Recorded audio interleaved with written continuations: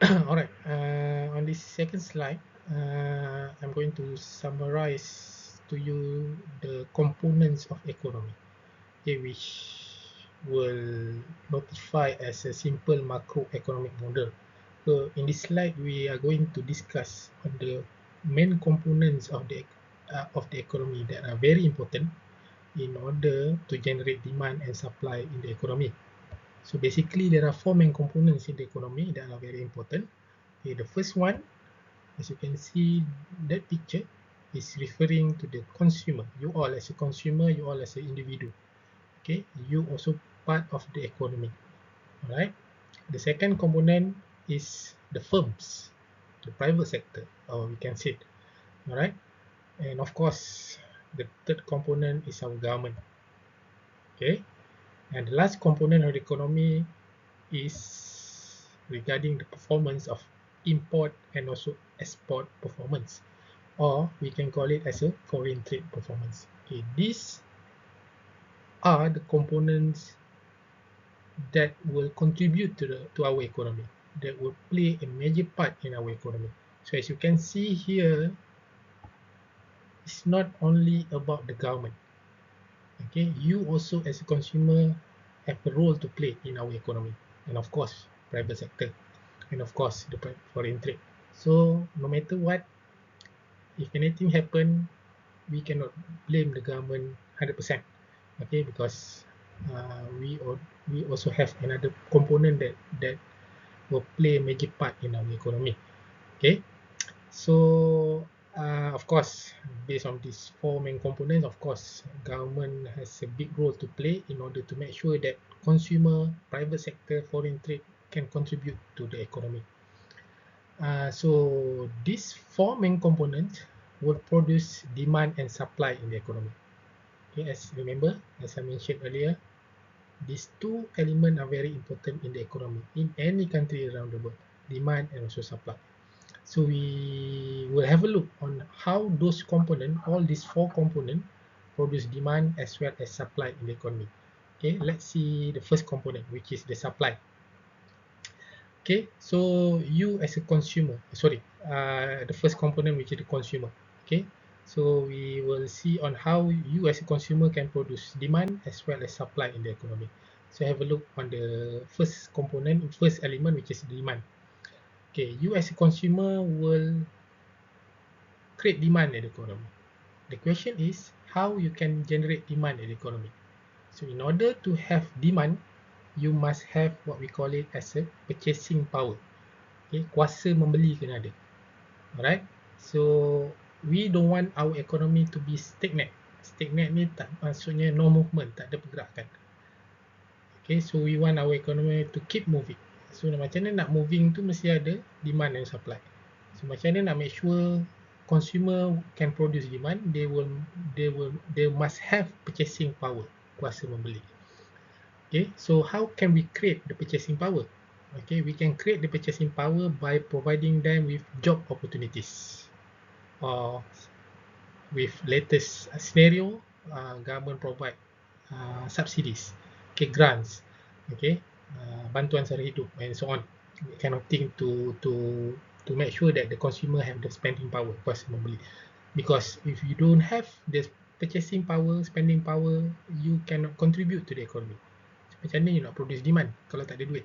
Okay, so that's the first component, okay, which is consumer, in the way that you can produce demand. The main thing here, you must have purchasing power, means that you must have income. Okay, alright, still at the first component, which is consumer. So now we have a look on how consumer can produce supply in the economy. Okay, so how, in what form you can supply in the economy? Okay, of course, you can supply into the economy by providing your labor and entrepreneurial skills. Means that bila you bekerja secara tak langsung, you menggerakkan ekonomi. That's how you can supply into the economy. Okay, so you can provide your skills, whatever skill you have, to generate or to contribute something into the economy. So that's how you can supply into the economy as a consumer, as an individual. Right. Second component is firms, or private sector. Okay, how private sector can contribute, can generate demand and also supply at the same time in the economy. So first kita tengok on demand. Okay, so basically firms or private sector itself will demand goods and services, but they are going to demand good and services in the form of raw materials. Okay, kita sebagai pengguna as a consumer we will demand for end products. Kita pergi kedai nak beli telefon, tahu ada telefon.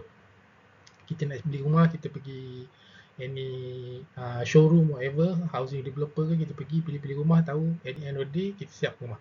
So firm or private sector will also create demand, but in the form of raw materials. Okay, kita nak demand for housing, tadi katakan house. So private sector or contractor in this case, they will demand in the form of raw material, in the form of maybe cements, reinforcement bar, and etc. to complete the house that you want or you demand for it. Okay, so that's the form of demand from firms or private sector. They demand for raw material. Okay, bahan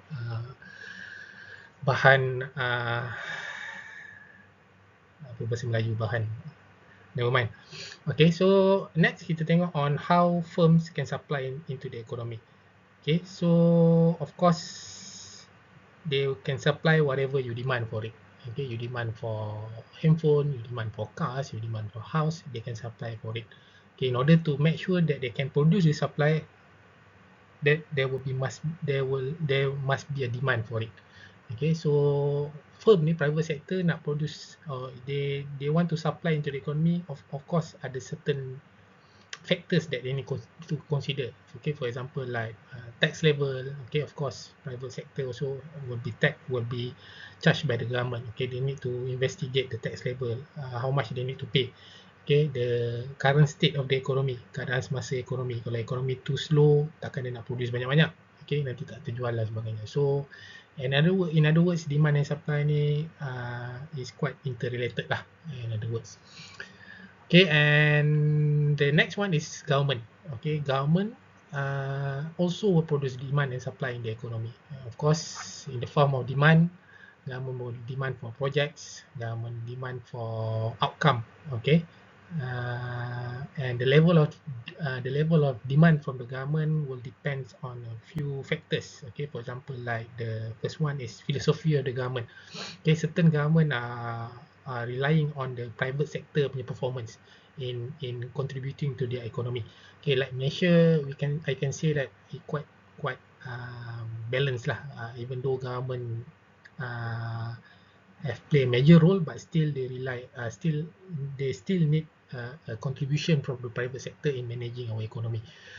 Okay, so they demand for in the form of projects and so on. So and in the form of supply, the government can supply job opportunities, can supply facilities, can supply grants, okay, subsidies and so on. That's the form of supply from the government. Okay, the last component is foreign trade. Okay, in terms of import and export performance. Okay, so when we're talking about demand, we are talking about export performance, supply, import performance. Okay, so first kita tengok export performance. Export means that we are going to sell our product to other countries. Okay, Malaysia is quite lucky because we have a lot of natural resources that other countries don't have. For example, like there is not many countries that have their own oil.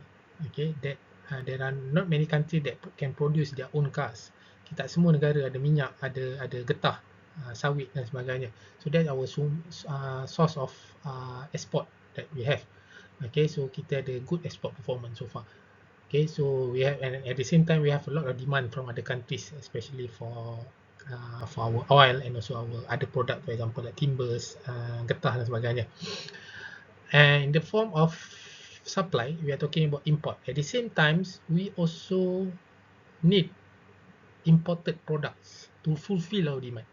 Okay, so actually it's not good for the economy, because if there are too many imported goods and services going in to our country, duit kita akan keluar. Okay, once you beli barang made in China, made in US, duit tu akan pergi ke China, pergi ke US, which is not good for the economy. But as long as you have a good export performance, you can use this route. means that you still boleh import barang dan sebagainya as long as export you bagus. Okay, that's the keywords. In terms of export and import performance, you need to have a look what we call it as a balance of trade performance between these two. Okay, nak make sure kita boleh bawa masuk barang import, jumlah tu mestilah kurang daripada hasil yang kita dapat daripada hasil jualan ekspor kita. Okay, contoh, kita ekspor barang ke luar negara, alright, ke mana-mana negara lah, alright, we export our minyak, kereta getah dan sebagainya. So the total export income of our export performance, let's say 50 billion, 50 billion. At the same time, we are bringing imported products to our country and people, consumer bought the product, buy the products. Okay, duit tu akan keluar. Okay, banyak. Okay, orang beli barang China dan sebagainya, dengan sekarang ni semua online dan sebagainya. So, katakan duit keluar tu 30 billion. Okay, so in order to make sure that we have a good balance of trade performance, kita kena tolak export dengan import. So, kalau tadi contoh export kita 50 billion, import kita 30 billion. So, sekarang ni kita ada positive 20 billion, which is good. Kita tak nak import kita melebihi export kita. Itu yang kita tak nak. Okay, but so far we have a good balance of trade performance in our country. Okay, so that's for this slide.